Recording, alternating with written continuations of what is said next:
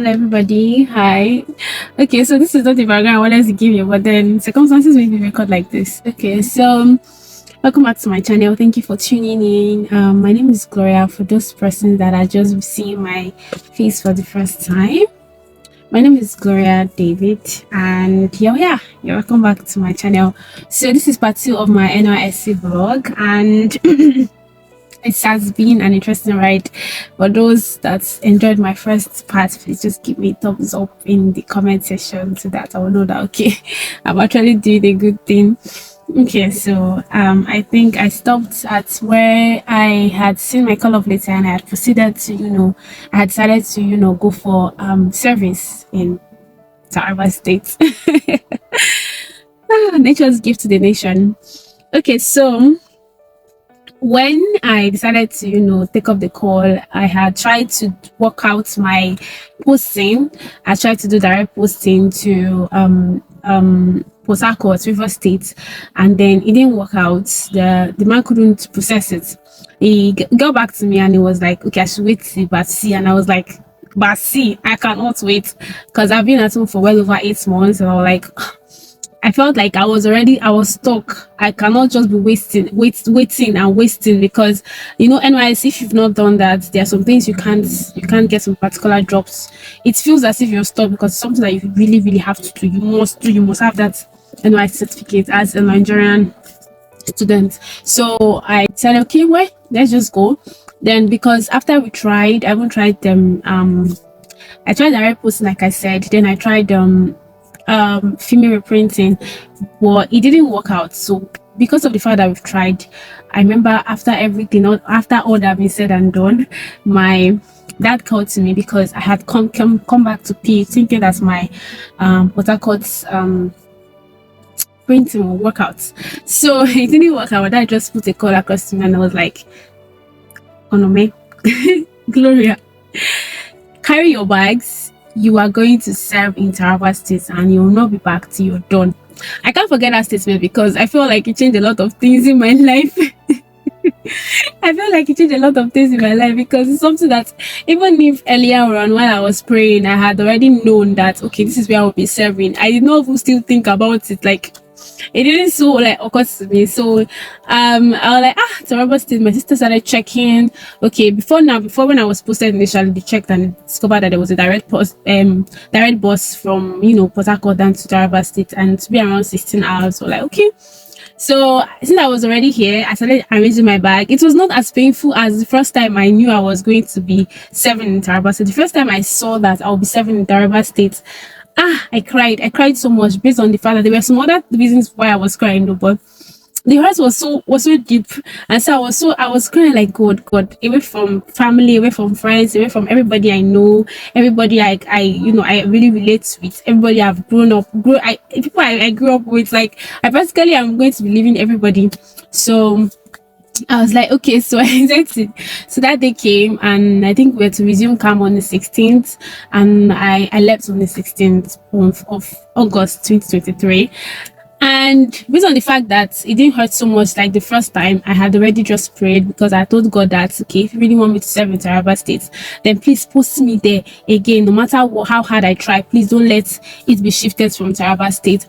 And so it was like that. Then I knew that I was okay, this is it. I really have to go to Taraba State. And then I went to my other sister's place. I was close to the park, and the next morning, very early, my mom came out. I dressed up, carried my bag.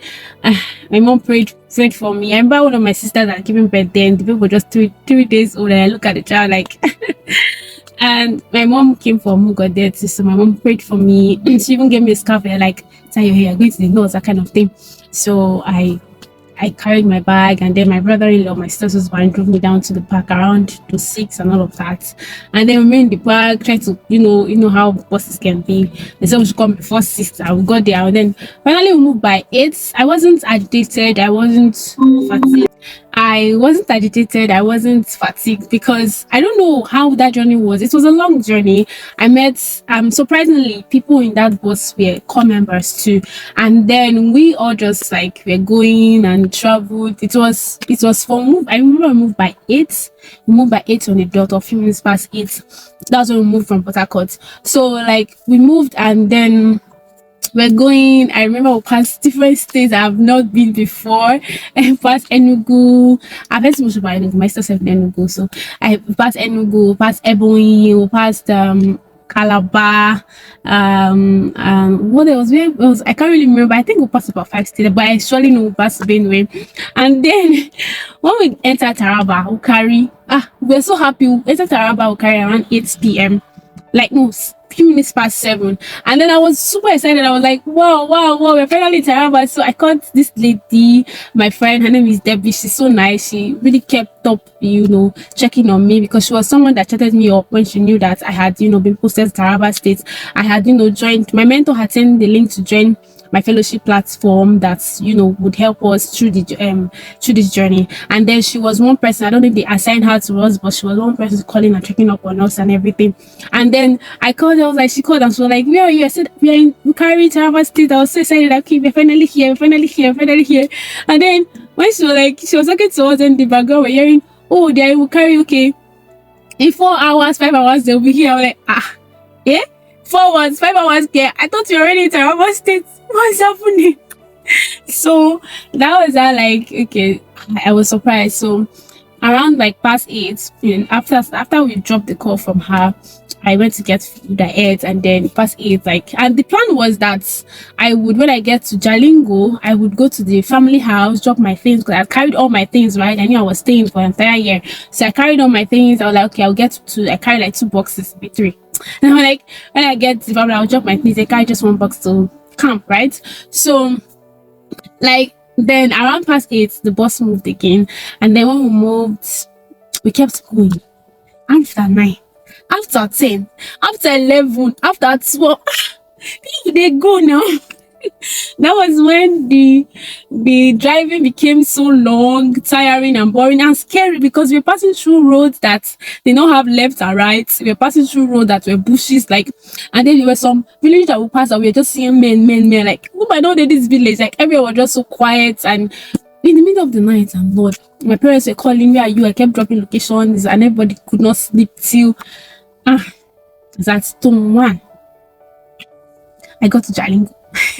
And then I got to Jalingo. I couldn't enter into Jalingo because most of us were core members. And then we got to the camp, Sibre camp, Jalingo, Taraba State. And most of the core members were just dropping. Like, what's the need of just entering into Jalingo again to family house? And they might not be able to pick me up. So I okay, since my mates were coming down. So I decided to come down too. And that was I came down. I came down from the bus with my whole baggages and bags, and they were checking and everything. And then I entered into Sibre camp.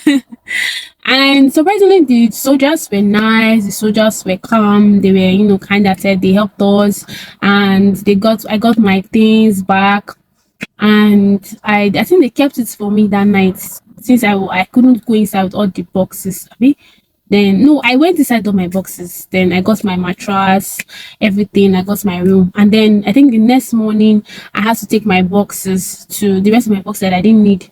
I had to take them over to one of the ladies that works in the clinic that was our fellowship member. So I took it down to her, and then she kept them. And registration for NYSC started. Should I continue? I should stop here.